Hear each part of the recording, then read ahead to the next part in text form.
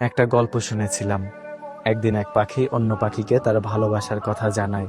পাখিটি উত্তরে বলে, এখন তো তুমি আমাকে ভালোবাসো, কিন্তু যখন আমার খারাপ সময় আসবে ঠিক তখনই তুমি উড়ে চলে যাবে।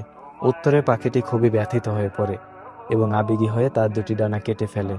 তারপর সে বলে, দেখো, এখন তো আমার কাছে ডানাও নেই, আমি কখনোই তোমাকে ছেড়ে যাব না। তারপর তারা একসাথে জীবন কাটানো শুরু করে। একদিন সবকিছু ভেঙে তুমুল ঝড় আসার সম্ভাবনা দেখা দেয়। ডানা কাটা পাখিটি বলে, অনেক ঝড় হবে টের পাচ্ছি, তুমি আমার চিন্তা করো না, নিজের যান বাঁচাও, তুমি উড়ে যাও। সে সাথে সাথে উড়াল দিয়ে বিপদসীমার বাইরে চলে যায়। পরক্ষণে জানতে পারে তুফান আর আসেনি।